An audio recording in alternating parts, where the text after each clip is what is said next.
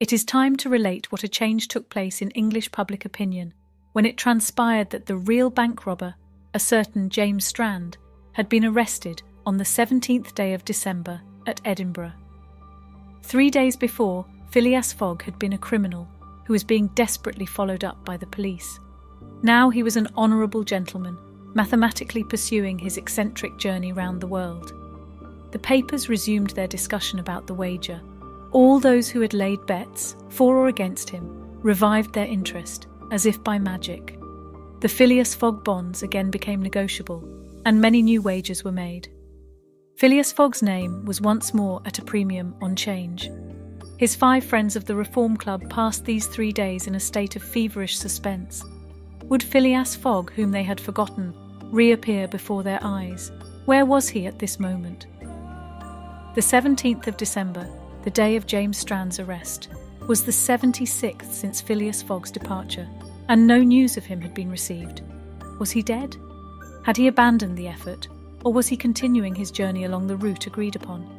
And would he appear on Saturday, the 21st of December, at 9:15 in the evening, on the threshold of the Reform Club saloon? The anxiety in which for 3 days London society existed cannot be described.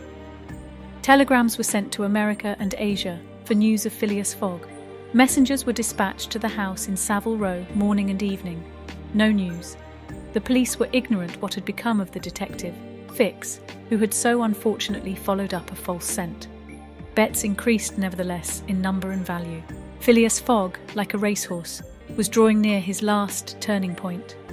The bonds were quoted, no longer at 100 below par, but at 20, at 10, and at 5, and paralytic old Lord Albemarle bet even in his favour. A great crowd was collected in Pall Mall and the neighbouring streets on Saturday evening. It seemed like a multitude of brokers permanently established around the Reform Club.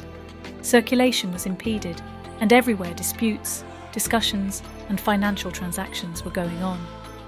The police had great difficulty in keeping back the crowd. And as the hour when Phileas Fogg was due approached, the excitement rose to its highest pitch. The 5 antagonists of Phileas Fogg had met in the great saloon of the club. John Sullivan and Samuel Fallentin, the bankers, Andrew Stewart, the engineer, Gauthier Ralph, the director of the Bank of England, and Thomas Flanagan, the brewer, one and all waited anxiously. When the clock indicated 20 minutes past 8, Andrew Stewart got up, saying, "Gentlemen, in 20 minutes the time agreed upon between Mr. Fogg and ourselves will have expired." "What time did the last train arrive from Liverpool?" asked Thomas Flanagan. "At 23 minutes past 7, replied Gauthier Ralph. "And the next does not arrive till 10 minutes after 12. "Well, gentlemen," resumed Andrew Stewart, "if Phileas Fogg had come in the 7:23 train, he would have got here by this time. We can therefore regard the bet as won." "Wait, don't let us be too hasty," replied Samuel Fallentin. "You know that Mr. Fogg is very eccentric. His punctuality is well known. He never arrives too soon or too late, and I should not be surprised if he appeared before us at the last minute." "Why," said Andrew Stewart nervously, "if I should see him, I should no believe it was he." "The fact is," resumed Thomas Flanagan, "Mr. Fogg's project was absurdly foolish. Whatever his punctuality, he could not prevent the delays which were certain to occur, and a delay of only 2 or 3 days would be fatal to his tour." "Observe, too," added John Sullivan, "that we have received no intelligence from him, though there are telegraphic lines all along his route." "He has lost, gentlemen," said Andrew Stewart. "He has 100 times lost. You know, besides, that the China, the only steamer he could have taken from New York to get here in time, arrived yesterday. I have seen a list of the passengers, and the name of Phileas Fogg is not among them. Even if we admit that fortune has favored him, he can scarcely have reached America. I think he will be at least 20 days behindhand, and that Lord Albemarle will lose a cool 5,000. It is clear," replied Andrew Stewart. "and we have nothing to do but to present Mr. Fogg's cheque at Barings tomorrow." At this moment, the hands of the club clock pointed to 20 minutes to 9. 5 minutes more," said Andrew Stewart. The 5 gentlemen looked at each other. Their anxiety was becoming intense, but not wishing to betray it, they readily assented to Mr. Fallentin's proposal of a rubber. "I wouldn't give up my 4,000 of the bet," said Andrew Stewart as he took his seat. "for 3,999. The clock indicated 18 minutes to 9. The players took up their cards but could not keep their eyes off the clock. Certainly, however secure they felt, minutes had never seemed so long to them. 17 minutes to 9, said Thomas Flanagan as he cut the cards which Ralph handed to him. Then there was a moment of silence. The great saloon was perfectly quiet, but the murmurs of the crowd outside were heard, with now and then a shrill cry. The pendulum beat the seconds, which each player eagerly counted as he listened, with mathematical regularity. 16 minutes to 9, said John Sullivan, in a voice which betrayed his emotion. 1 minute more and the wager would be won. Andrew Stewart and his partner suspended their game. They left their cards and counted the seconds. At the 40th second, nothing. At the 50th, still nothing. At the 55th, a loud cry was heard in the street, followed by applause, hurrahs, and some fierce growls. The players rose from their seats. At the 57th second, the door of the saloon opened, and the pendulum had not beat the 60th second when Phileas Fogg appeared, followed by an excited crowd who had forced their way through the club doors, and in his calm voice said, "Here I am, gentlemen." Poof! That concludes Chapter 34, the Project Gutenberg ebook of Around the World in 80 Days by Jules Verne. This ebook is for the use of anyone anywhere in the United States and most other parts of the world at no cost and with almost no restrictions whatsoever. You may copy it, give it away, or reuse it under the terms of the Project Gutenberg license included with this ebook or online at www.gutenberg.org. If you are not located in the United States, you'll have to check the laws of the country where you are located before using this ebook. Title: Around the World in 80 Days. Author: Jules Verne. Release date: January 1st, 1994, ebook number 103.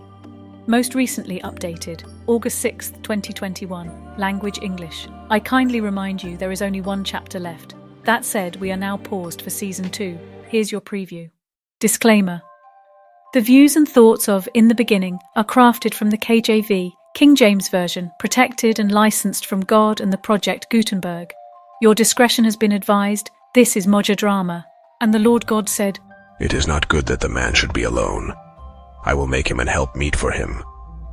And out of the ground the Lord God formed every beast of the field, and every fowl of the air, and brought them unto Adam to see what he would call them. And whatsoever Adam called every living creature, that was the name thereof. And Adam gave names to all cattle, and to the fowl of the air, and to every beast of the field. But for Adam there was not found an help meet for him. And the Lord God caused a deep sleep to fall upon Adam, and he slept. And he took one of his ribs, and closed up the flesh instead thereof. And the rib, which the Lord God had taken from man, made he a woman, and brought her unto the man. And Adam said, "This is now bone of my bones and flesh of my flesh. She shall be called woman, because she was taken out of man. Therefore shall a man leave his father and his mother, and shall cleave unto his wife, and they shall be one flesh." And they were both naked, the man and his wife, and were not ashamed. Now the serpent was more subtle than any beast of the field which the Lord God had made.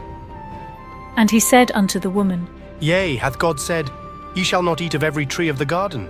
And the woman said unto the serpent, We may eat of the fruit of the trees of the garden, but of the fruit of the tree which is in the midst of the garden God hath said, Ye shall not eat of it, neither shall ye touch it, lest ye die. Serpent said unto the woman, Ye shall not surely die, for God doth know that in the day ye eat thereof, then your eyes shall be opened, and ye shall be as gods, knowing good and evil.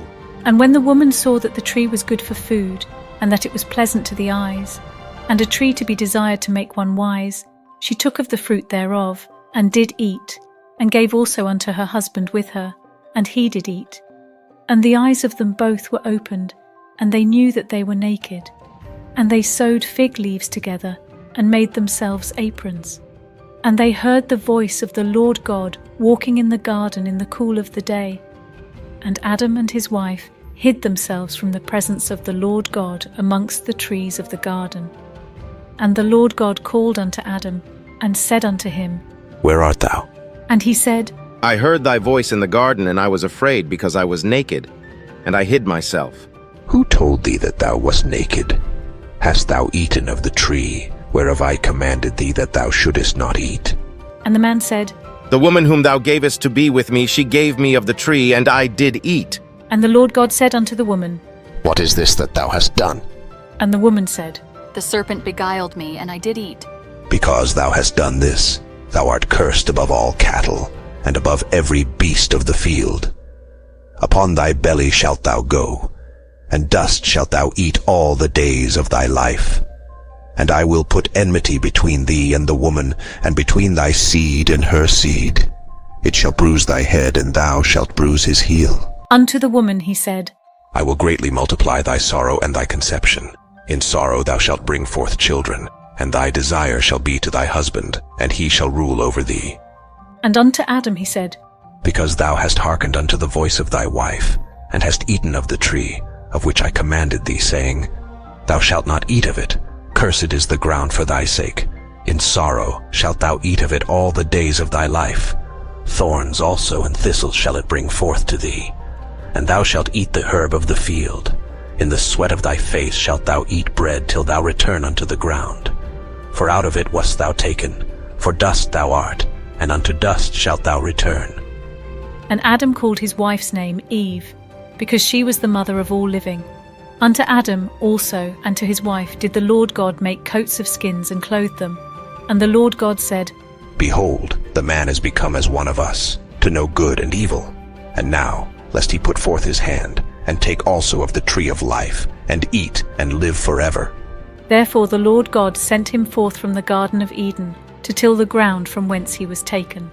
So he drove out the man, and he placed at the east of the Garden of Eden cherubims, and a flaming sword which turned every way, to keep the way of the tree of life. And Adam knew Eve his wife, and she conceived and bare Cain, and said, I have gotten a man from the Lord. And she again bare his brother Abel. And Abel was a keeper of sheep, but Cain was a tiller of the ground. And in process of time it came to pass, you just experienced in the beginning. If you want the full experience, then you should subscribe. Modudrama has been made for Spotify, created for all, with captions and video by AugX Labs and edited in Clipchamp for Windows with music selected from Upbeat.io. As such, each chapter is licensed and guarded with protection by the Project Gutenberg, and Upbeat, therefore always included in the description to be heard audible and seen visibly on this podcast. Although we encourage Spotify use, by all means shall you choose you may listen worldwide additionally, on iHeart, Pandora, GoodPods, Amazon Music, and yes, ironically even Apple Music. Until next chapter, stream on.